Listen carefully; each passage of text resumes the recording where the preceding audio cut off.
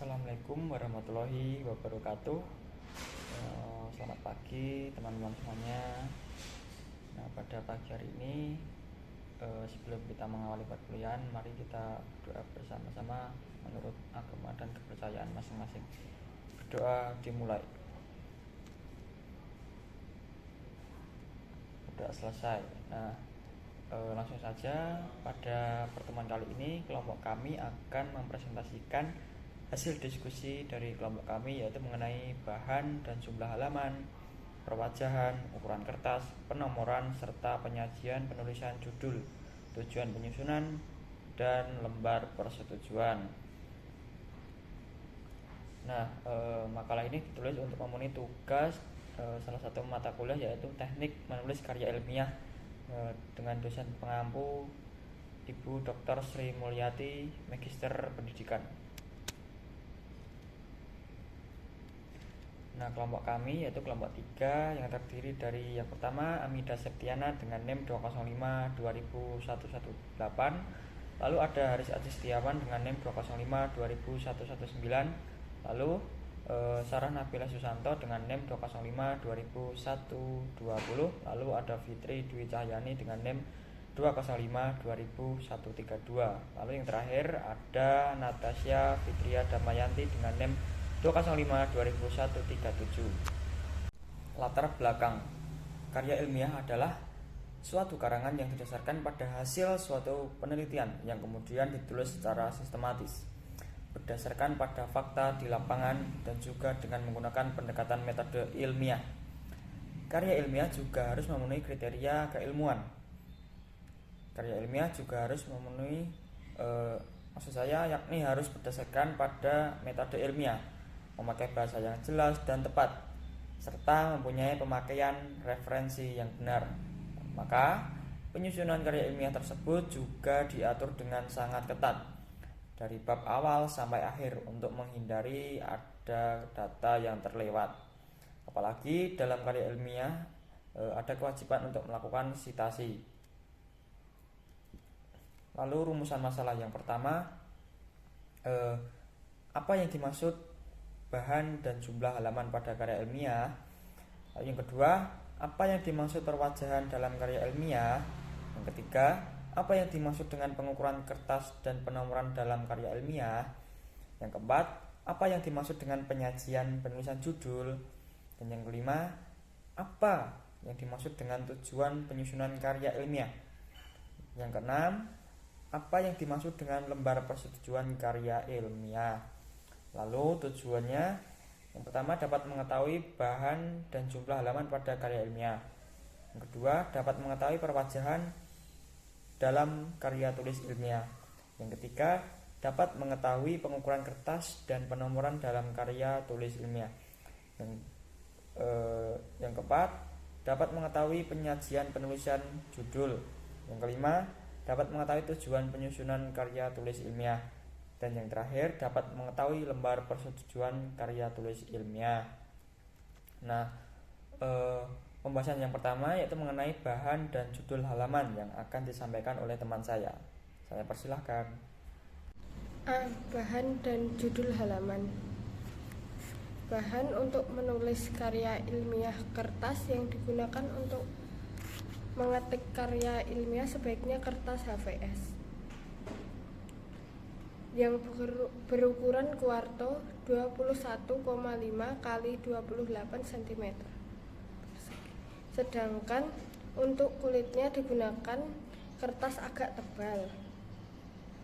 Kemudian mesin TIK yang digunakan hendaknya mesin TIK yang huruf-hurufnya tegak dan masih jelas, tidak meloncat-loncat. Pemakaian mesin TIK yang hurufnya miring tidak diizinkan. Jumlah halaman makalah untuk melengkapi ujian semester dalam mata kuliah tertentu, misalnya berkisaran antara 5-10 halaman, termasuk prakata, daftar isi, dan daftar pustaka. Jumlah halaman skripsi untuk memenuhi syarat ujian diploma atau sarjana tidak kurang 30 halaman. Untuk karya ilmiah yang ditulis dalam rangka mengikuti suatu sayembara, jumlah halaman disesuaikan dengan ketentuan panitia. Selanjutnya akan dilanjutkan teman saya. Selanjutnya saya akan menjelaskan tentang B. Perwajahan. Perwajahan adalah tata letak unsur-unsur karangan ilmiah dan aturan penulisan. Dari perwajahan ini akan memunculkan tampilan atau format penulisan karya ilmiah.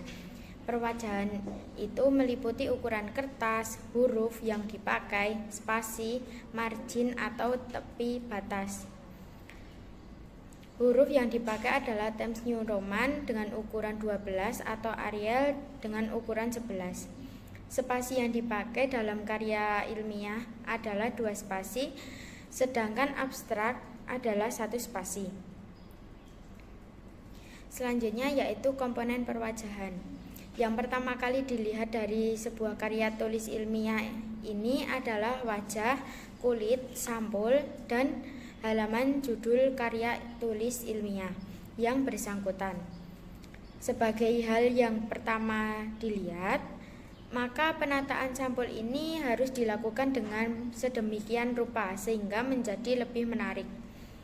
Kemenarikan sampul ini seperti skripsi, tesis, dan disertasi dapat dicermati dari berbagai hal berikut.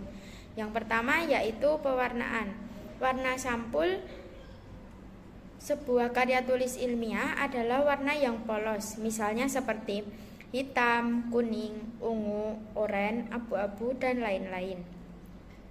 Biasanya pilihan warna ini sangat ditentukan oleh kebijakan selingkung di mana penulis karya tulis ilmiah tersebut belajar atau bekerja. Yang kedua yaitu penataan rumusan judul. Judul karya tulis ilmiah adalah bagian karya tulis ilmiah yang menginformasikan rumusan tentang persoalan atau isi yang ditulis. Peran judul dalam penginformasian tentang apa dan bagaimana sebuah karya tulis ilmiah sangat besar dan sangat penting. Oleh sebab itu, judul tersebut harus dirumuskan dan ditata sedemikian rupa. Selanjutnya yaitu sampul. Sampul terdiri dari yang pertama yaitu judul, kedua logo, 3 kata proposal skripsi, 4 teks seperti diajukan untuk memenuhi syarat penulisan skripsi, dan di bawahnya diikuti nama program studi. Yang kelima nama dan NIM, yang keenam nama lengkap fakultas dan universitas, yang ketujuh nama kota, yang kedelapan tahun disetujuinya proposal skripsi. Yang di sebelah ini yaitu contoh sampul. Selanjutnya akan dijelaskan oleh teman saya. Baik, selanjutnya saya akan menjelaskan mengenai pengukuran kertas dan penomoran. Yang pertama, pengukuran kertas. Naskah proposal dan skripsi dibuat di atas kertas HVS 80 gram per meter persegi, ukuran kuarto A4, ukuran naskah 21 x 28 cm, tidak bolak-balik. Naskah ditulis minimal sebanyak 25 halaman untuk proposal dan 70 halaman untuk skripsi, tidak termasuk lampiran. Yang kedua, mengenai penomoran. A. Penomoran halaman.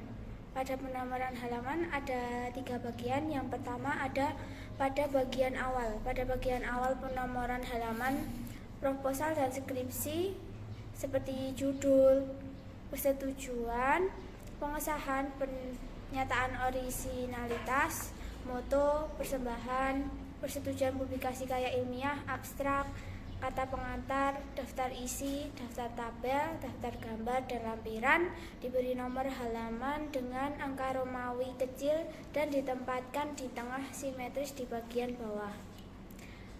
Yang kedua, pada bagian utama, penomoran halaman untuk proposal skripsi diberi nomor halaman dengan angka Arab 1, 2, 3, dan seterusnya. Nomor-nomor halaman ditempatkan di sebelah kanan atas dalam posisi 2 spasi dari teks baris pertama halaman. Dan yang ketiga, pada bagian akhir penomoran halaman untuk proposal skripsi dan skripsi pada posisi daftar pustaka dan lampiran diberi nomor halaman di bagian atas kanan. Penomoran halaman di bagian akhir di lampiran disajikan dengan melanjutkan angka nomor halaman dari bagian utama.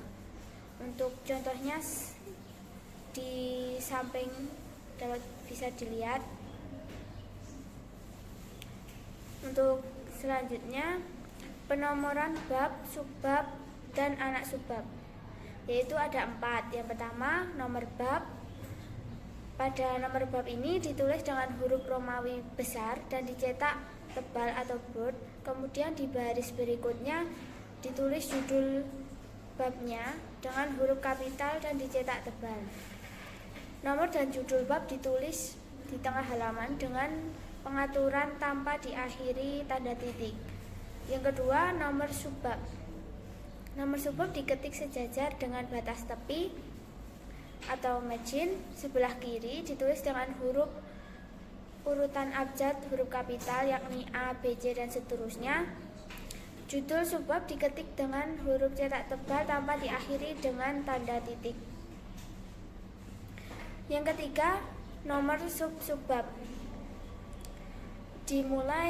diketik dimulai dari batas tepi kiri dan dicetak tebal, ditulis dengan angka 1, 2, 3, dan seterusnya. Pada judul subbab hanya kata pertama diawali huruf besar kecuali kata penghubung dan kata depan, tanpa diakhiri dengan tanda titik dan dicetak tebal. Dan yang terakhir yaitu penomoran judul, subjudul, anak subjudul menggunakan tipe angka huruf dan secara berurutan ke bawah. Contohnya ada di samping seperti itu.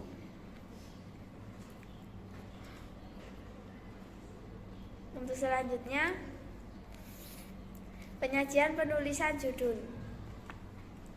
Aturan menulis judul yang baik dan benar sesuai EJD. Ada beberapa aturan baku yang biasa kerap ditulis keliru ketika seseorang